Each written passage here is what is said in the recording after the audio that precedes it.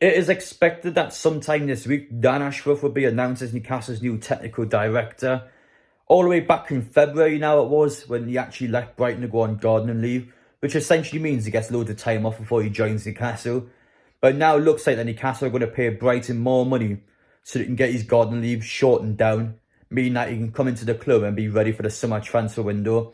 But who is Dan? What will he actually do to the squad? I'm hearing so many journalists and so many fans coming out and saying that he could be one of Newcastle's biggest signings ever. But what would he actually do? That's one thing I haven't seen much of. What would he do with the squad? How would he work with Amanda Staveley? How would he work with Eddie Howe, the women's team, the youth team? How would he work himself within the club? And that's what I'm here to try and explain to you guys today. If you guys are new to the channel, make sure to head down there, hit that subscribe button. It'll keep you guys all updated on the Newcastle news as well as ins and outgoings of the club going into the summer. So there'll be plenty of content on the channel. We are just short of 200 away from 25,000 of you, which is incredible. So thank you so much. And also, if you can head down there, leave a like and drop your thoughts down in the comment section. I will get back and answer all you guys' messages. Finally, speaking of Dan Ashworth, I'm only going to be talking about his time at Brighton in this video and comparing that to his future at Newcastle, because his England one's going to be a bit more complicated to talk about. The lads, however, Unloaded HQ have actually got somebody on their show tonight in a live stream that's actually worked with Dan Ashworth at England. So that's going to be a really interesting watch, and he probably will explain in better detail how he works amongst the England squad. So make sure to go watch that video. Anyway though, enough about all that. Let's get into the topic of the video. So what would Dan's role be at Newcastle? Well, to put it in a broad sense, it will be to keep the club sustainable and to spend money wisely. So the club in the future, is his job to essentially make sure the pathway to the future is certain amongst all the teams. We're getting the more details shortly, but his job is to work with the funds that Amanda Staveley will give him, and is to essentially make sure it's spent well. That's the best way of putting it. One obvious thing to point out, but it's important to point out anyway, that he is not the manager in any capacity. He does not control anything that happens on the football pitch. That's Eddie Howe's job, that's Becky Langley's job. He will not do any of that. His job is to pick the players that they want, to pick the players that will fit their style of play. Dan's is behind the scenes a lot. He will not control anything on a football pitch, so keep that in mind. One of Dan Ashworth's first things he did when he was at Brighton was actually help pick the manager. So he came in the time that Chris Hughton left the club, so he was there about a month before Chris Hughton actually went. And then his job was to get a new manager in, and he eventually picked Graham Potter, who's done an exceptional job at the club. So let's say Eddie Howe was a short-term option in Newcastle. I don't think he will be. He's had an exceptional season. I think he's completely just shattered the owner's expectations. He really has done an incredible job. So I think he's in it for the long run. But let's say things eventually don't work out well. It will be Dan's job to actually help pick a new manager. So he does play a massive part behind the scenes, and getting players in and out, he play a huge part of that as well. He has an expert job at actually being able to sell players that just don't have a place at the club.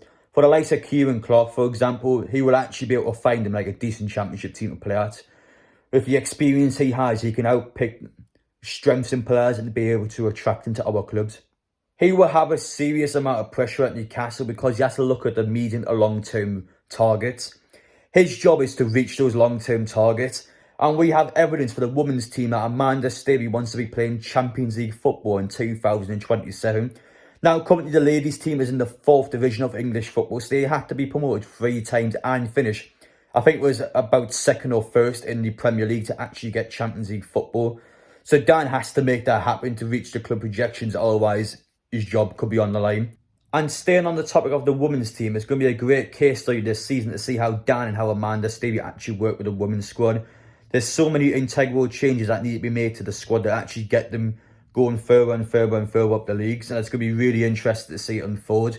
Now, and I promise you, I'm not trying to big myself up here, but earlier in the year, just before we actually played St James's Park, I've honestly had people that came up to me and went, I didn't know about the women's team until I watched your videos. It's just shocking from the club before the takeover. I mean, how can people not know Newcastle have a women's team? It's just, I mean, what they even say that, it's just outlandish. So yeah, going forward now, that's something that I think the media team will continue to work on this season. But as for Dan Ashworth, he has to give people a reason to watch the women's team week in, week out. And the players that Becky want, she'll tell Dan, and Dan will help get those players in. So yeah, going forward, the women's team, I expect great things. I expect us to completely just walk the league and to be guaranteed the title this year. So I'm looking forward to watching all that unfold. We will speak about the academy team next now. One huge problem Newcastle have in the academy is being unable to create new stars. We don't have players that come off the bench and actually add to the first team. We can't create the start. With the exception of Eddie Anderson this season, there's not a single other player in the under-23 squad or any of the other squads that is even close to touching the first team. Now, in the past, the only homegrown players we have that went through the ranks is Paul Dummett and the Longstaffs. That's it. Andy Carroll used to be here, so he was classed as another one, but in the past 10 years, there's 3 players. It's just unacceptable. We need to be creating more stars. You look at the likes of Manchester City with players like Phil Foden coming in. We have not got any player anywhere even near being the next big thing at Newcastle. We just don't have that. And Dan Ashworth has to recruit the correct players that are coming and potentially make that step going forward. And just like he did at Brighton, Dan's job is to come in and get the correct youth players and to make sure to have a clear path of progression going forward, so he can actually tell Eddie Howe directly that, listen, Santiago Munoz, for example, he's playing well, give him a chance in the training sessions, and that could then potentially lead to them maybe getting a chance off the bench for Newcastle. Dan is there to boost players' morale up, really, to get better players and to make sure to progress well in the squads. He's there to lay the foundation so the club can build everywhere on the pitch, and it's going to be extremely stressful for him working with all the squads. He has to click well with every single team, otherwise he will get in trouble. It's just as simple as that. And he is also in charge as well of getting the current youth players good loan moves. So, for example, Eddie Anderson next season. Now, a lot of people think he should go back to Bristol Rovers. I actually disagree with that. I believe he should go to a championship squad, so it's a higher level of competition for him. And also get into another football club, because if he can play well under another manager's different style of play, for example, I really feel like he's the next big thing. He will also be charged in medical sports science at Newcastle, so I can't get into loads of data on this aspect because it's not something that my knowledge is broadly based on. But I'm going to assume it's regarding injuries, especially how injury prone certain footballers are. For example, Callum Wilson is constantly getting issues in his ACL or his calf, wherever he normally gets injured at. It could be Dan's job actually to make sure he can come back as soon as possible, and he's trying his best to prevent that from happening in the future. So that's going to be a bit harder to talk about for me personally, as I said before, but is making sure we have the correct equipment in the training ground, the correct facilities to make sure we can get players back earlier.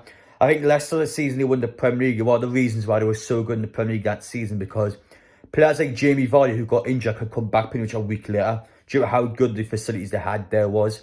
And I think going forward for Newcastle, we all know how bad our facilities are. It's something that's going to be improved over the summer, and I'm hoping once the council approves Newcastle's plans, we will make sure Dan's on top of these injuries and try and keep them as a minimal as possible, because we have a lot of injury-prone players at this football club.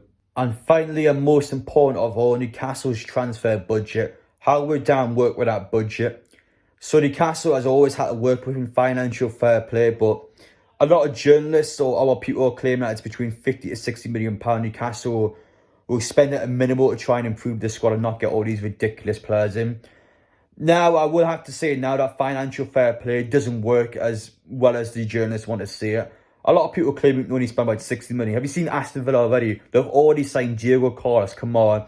Newcastle can spend what they want in this window. Newcastle can only spend what they earn, but they earn a lot of money. For match day revenue, they earn probably about 10 million this season. They've earned 22 million pounds because they finished 11th in the league. They'll earn over 100 million pounds in TV rights on Sky and BT. They will earn a lot of money. The club does generate a lot of money. So our transfer budget, as a result, might actually not spend much within the last few seasons or so. We can spend more than what they're saying. We will spend more than 60 million pounds. I am certain of it. So these people want to come out and claim stuff. I promise you now, Newcastle's financial fair play, we can work with a budget that is higher than what people are saying. Eddie Howe, for example, he said that the budget isn't the highest, but I think he's just saying that so our clubs aren't going to mug us off. Because that was a big problem we had in January, was clubs actually charging us more money for players. This Newcastle tax almost. So Dan's job is to pretty much get players in that will work with Eddie Howe's style of play. Who get positions taught, for example, we would need a striker, left back, goalkeeper, whatever it is. Who get taught positions, and his job is to go out there and get players in that will fit Eddie Howe's style of play and those correct positions. So his job is really just to go out and get the players that the manager wants. It's just that simple. It's not any rocket science there. But it's important to get the correct players in. We need players in that will play for the badge. No money grabbers. I think that's a a potential problem we haven't faced yet, but I think within the next couple of seasons we could get players that are solely here for financial gain and nothing else. We need players that care about Newcastle United, want to see Newcastle United do well, and we need players that will kick a ball as well as obviously get the money that they deserve. But we cannot have money grabbers, and I think Dan will be, again, checking players' histories, checking how players play on the pitch, and that's going to be something massive going forward for the club, and I think Newcastle will have an expensive and exciting summer. Well, I hope you guys enjoyed watching the video today. I hope you took away something from this video about how Dan's roles will work at Newcastle. I'll try my best to explain it there, but I'm not a Dan Ashworth expert. I haven't been watching at all in his time at England, at his time at Brighton. I haven't been watching him on like a weekly basis, so I can't act like I know exactly who he is. I don't. But from the research I've done, I managed to put together everything I could there, and hopefully you guys can somewhat know what he's going to do once he comes into Newcastle. I think especially in the women's team, though, I would learn a lot more about him because he will be quite hands-on with the women's team. I expect him to be in attendance at quite a few matches. It'll be quite interesting as a fan to sort of observe how he works on a match day, and I'm looking forward to see how they progress with the squads. I think it's going to be really exciting going forward. But anyway, guys, take care. Thank you all for watching now. See you on the next one.